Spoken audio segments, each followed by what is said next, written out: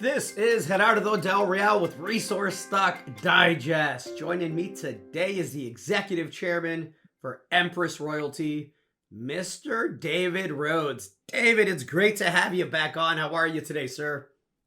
I'm good. Thank you, Gerardo. Great to be back and good times to be back. I mean, let's get right into it. The last time you and I chatted was towards the end of April. Empress Royalty was trading near the 45-cent level.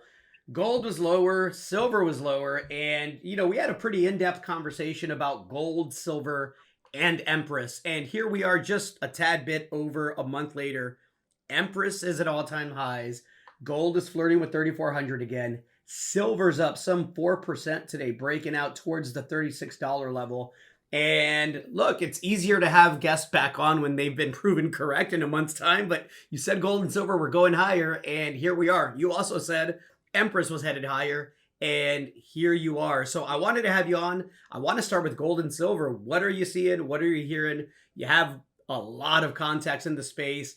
Is it overbought? Do we still have some leg room? Where do you see it going?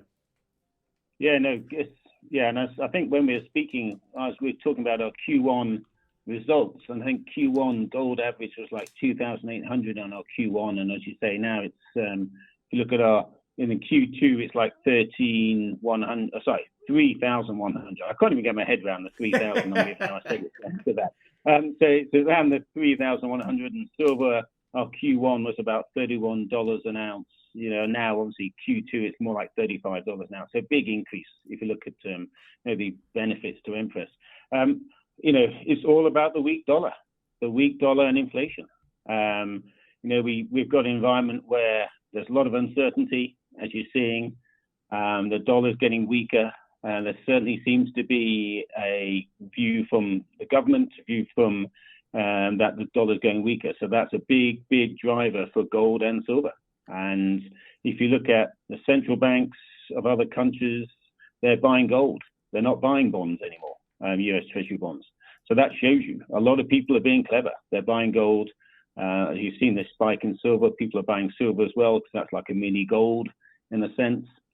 So when you see other clever central banks doing it, you see where the gold price is being moving. You see where silver's being moving. You look at the weak dollar. It's only going to keep going one way, and it's going to keep going up. In true phenomenal guest fashion, you took my next question and answered it for me. I was going to ask you about the bifurcation between the bond market and the dollar, right? Because we do have a weaker dollar index, but we have a bond market where, the bond vigilantes seem to be back and the yields continue higher at a time where even the most ardent of, supporters of this administration coming into it, like Elon Musk, right, who was a big part of it, obviously, are out there screaming and yelling about the deficit and the spending and how unsustainable that is. I had as always, right, a great conversation with Mr. Rick Rule here a couple of weeks ago.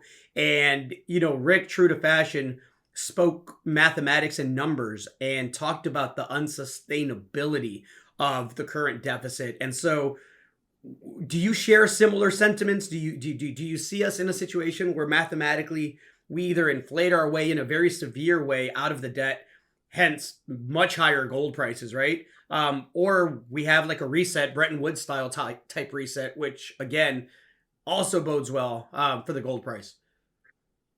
Yeah, I mean, I did hear it. You'd be glad to know. And Rick was very kind to say he's older than me, so he's much wiser.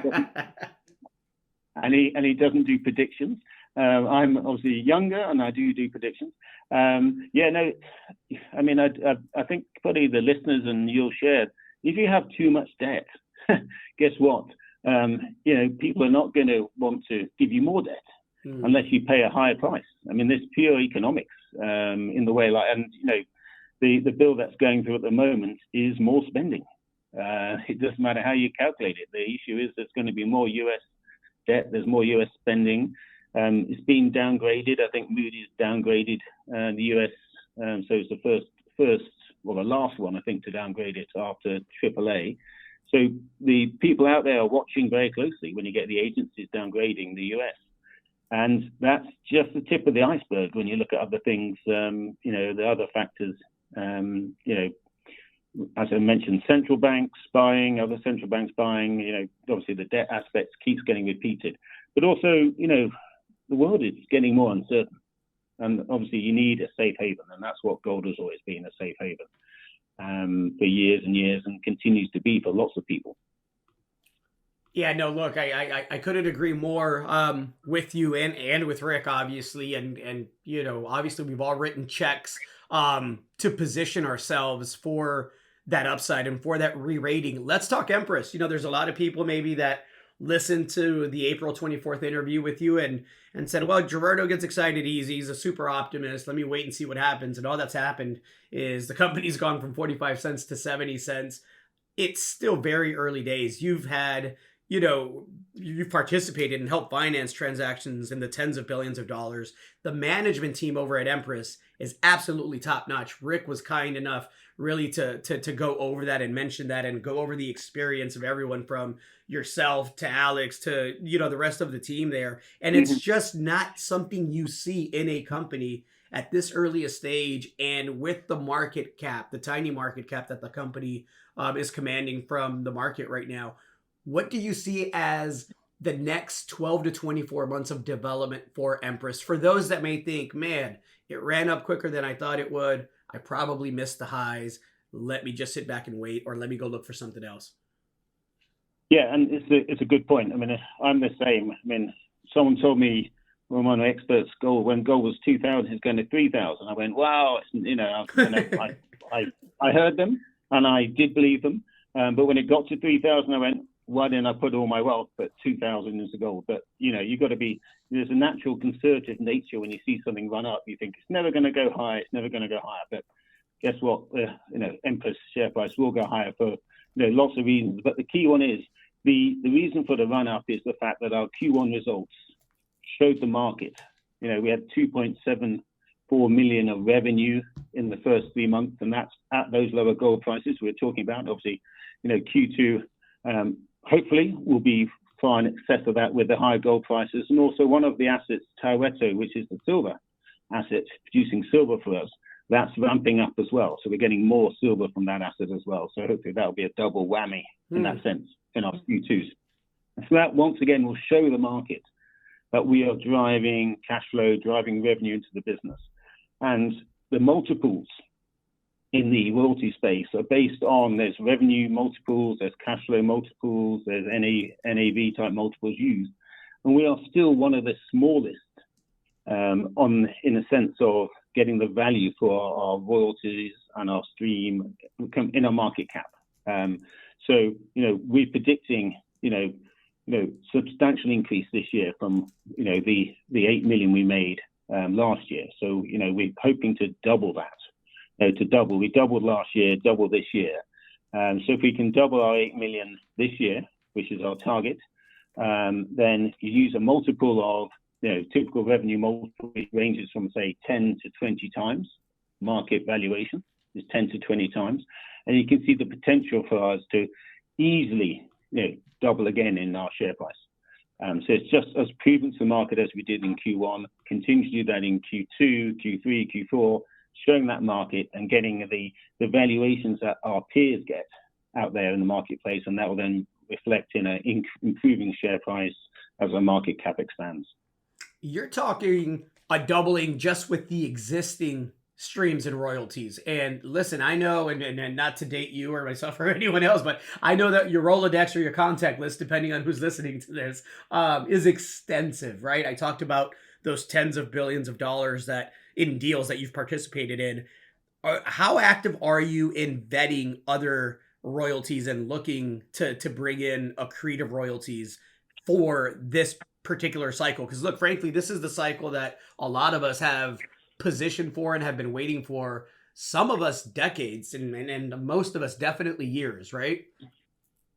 Yeah, no, fair point. And I'm a conservative guy, so I was really giving you and the audience kind of view on where we are, just standing as we are. But of course, I mean, a business has to grow.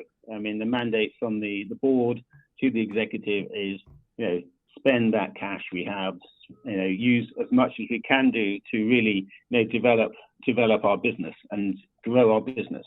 And we have a lot of opportunities, obviously, from the company that I also manage, Endeavor Financial, one of the top advisory boutiques, they see all the potential financing transactions in the marketplace, which they can, if relevant, feed into Empress, as well as Empress's own business development team out there. So yes, a lot of opportunities. We've got some very exciting ones we're looking at, that we're getting through term sheets. We're looking at due diligence. So yes, I'll push this year, because the business is cash flow positive, it's stabilized, is to drive more royalties and streams into the business and grow it and expand our portfolio, which will then have a knock-on effect on our revenue, improving our revenue, improving our cash flow, which with the multiples I mentioned earlier will drive our market cap and share price higher.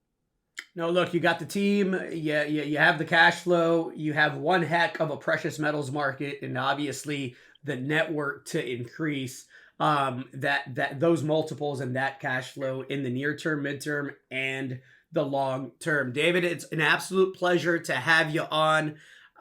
If you were a tech company, those multiples would be many times higher. I see a day where the precious metals companies are getting multiples not in the 8s and 10s and 12s, right? But much higher than where they sit today. Whether or not that comes true, you're positioned beautifully. Anything else to add to that before I let you go, sir? Just a bit of a amusement, because we're looking to, obviously, the conference season. Rick Rule's got his Boca Raton conference, which I recommend people to go to. Look up line, you can see Rick Rule's conference. We're analyzing, okay, what should we say? What will be our headline for that conference? And I came up with a flippant remark. I told you so. Should be the headline for our opening show at that conference. So please come along. I'm not going to be allowed to say that as my opening line, I'm sure. But, hey, it's, when you've got 30 years in finance, 25 plus years in this business, and you said it as well, these markets don't come along, every week. So this is a market which is here. I believe it's going to continue to be here for the next 18, maybe 2 years. Let's see. But whilst it's here, enjoy it, and take in the advice from the experts, and position yourself very wisely. No, look, there's a time to be humble, and then there's a time to bang the drums and bang the table and scream it out. And I think this is the time to scream it out. I think there's a lot of meat on that bone left, and I think we're in for, what's likely a volatile but very profitable, for those of us positioned well, couple of years. David, love having you on. Let's do this again soon, and we may catch up at the conference. I know several mutual acquaintances and friends will be there. I'm going to try to make it myself. Thank you so much for your time today, sir. Pleasure. Thanks, Gerardo. See you at Boca. All right. Cheers now. Bye there. Hey everybody, Gerardo Del Real here. If you're enjoying the content that you just saw, you can let us know in 3 simple steps. Hit the like button, hit the subscribe button, and please share across your network and on social media. Take care, everybody.